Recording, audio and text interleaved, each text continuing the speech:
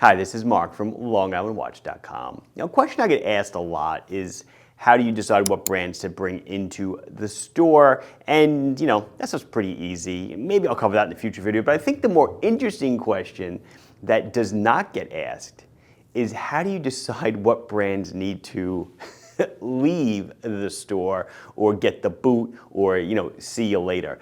And there's certainly a lot of different factors that come into play.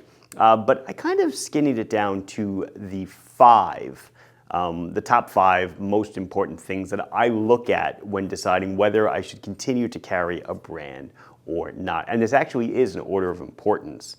Number one reason, and you would probably guess this one, right? It's gonna be sales performance. How is it selling? What's the sell-through? And not just the sales performance, but also what is the margins? How are the margins? All brands are different. Margin meaning how much money you make on every watch that you sell. So as you would expect, sales performance is really the number one goal. We are in a business. We are not a charity. We are here to make money. So the watches have to sell. Coming in just below that, number two, would be the inventory value. And this is something that people don't always think about. What is the COGS, the cost of goods sold, and how much is that is sitting on your shelves waiting to be sold? If it is a good seller, see number one, and it costs a lot of money to keep on the shelf, well, that's okay because you're constantly churning through your merchandise. You try to churn your inventory value every 3 to 4 months or so, maybe at a 4x churn every 12 months or so on your inventory. But what if it's a low value item and it takes up a lot of space? Well, then now you start to think about it in terms of square footage of where you are and room for growth. Now it's taking up more room than it's worth. If I can remove, I'm just picking a brand out. If I could remove a Seiko box and replace it with an Islander box, it takes up the same amount of shelf space. But if I make a lot more money on the Islander, well, then maybe the Seiko is not as important. Of course, Seiko is a very big brand for the store. It's an anchor brand, no doubt. But that's something you can think about. Apparel was a big one for us. We did get into shirts, and then when we started looking at hoodies and things, they take up so much space, and there's no money in them. And something I like to tell people, and they don't really always, you don't think about it, but we pack and ship a lot of stuff every day, and the amount of time and money it takes to pack and ship one pair of spring bars and the amount of effort it takes to pack and ship one watch is about the same, yet the value out of that watch is a lot higher. So inventory value and shelf space is fairly important. Coming just below that, number three, brand quality after sales. Nobody wants to sell a watch that is going to break shortly after the customer gets it. I do track this stuff, metrics as far as what the defect rates are and what models are more defective than others.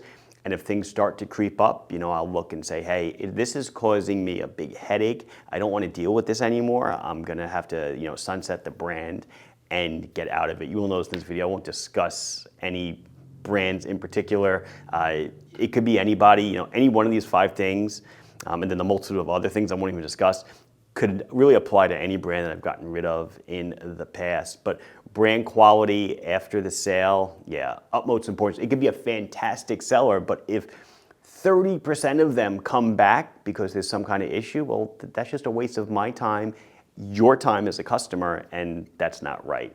Number four, where are we on number four?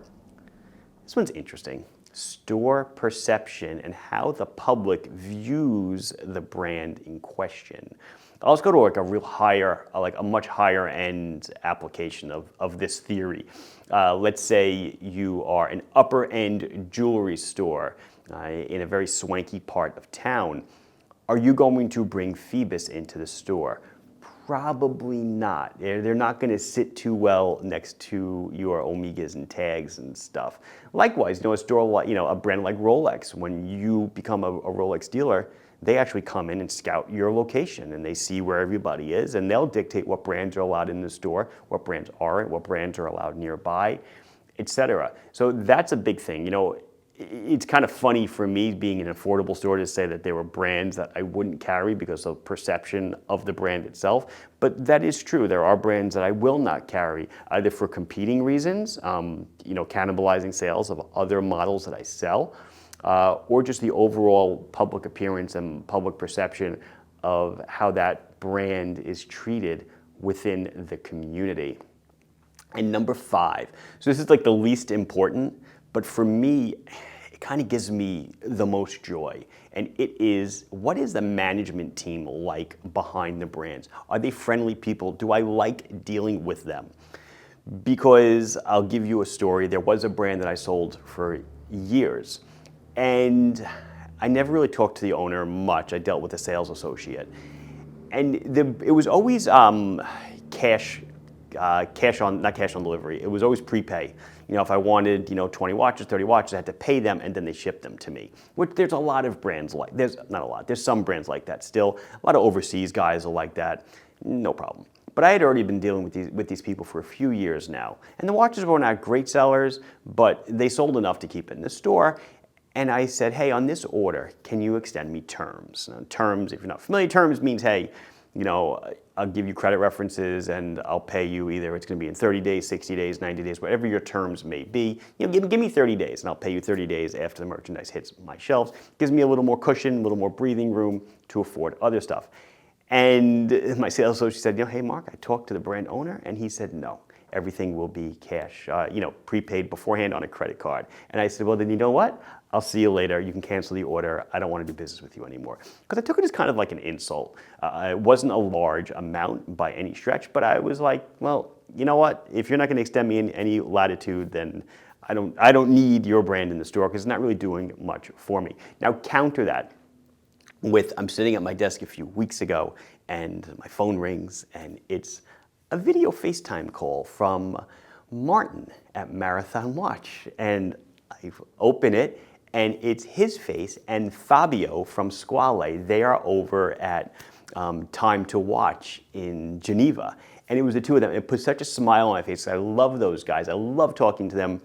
I'm going to see Marathon in a couple of days at the Wind Up Watch Fair in San Francisco. And that to me, dealing with people that are nice and people that I like and people that I like talking to, that is such a big plus for me because I'm a people person and I like to be nice to my customers. And I guess flipping that back around to the vendor side, I do like, my suppliers to be nice to me. If they're jerks, it's just like, then it's just business and whatever. I like to have a little friendliness to the conversation, and that's why that gets number 5. Of course, there's a whole multitude of other reasons why I may or may not keep a brand in the store, but really those are the 5 things that immediately pop into my head when I start checking off the list of who's going to stay and who's going to go up to Boot Hill, as my old graphic artist called it. He kept a running graphic that he would send me every so often, and it was titled Boot Hill, which is another name for a cemetery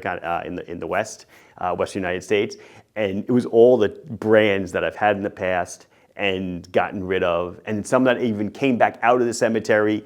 I did them again, and then they went back in. It's kind of funny. Anyway, that's it. Husband Mark from LongIslandWatch.com. A little business chat. Why I do or don't keep brands in the store. Like the video if you enjoyed it. Subscribe if you haven't done so. Questions, comments, anything you want to add? Maybe some small business owners out there, put it down below. I'll be glad to read them and respond to them as soon as I can. Thank you for watching. Bye-bye.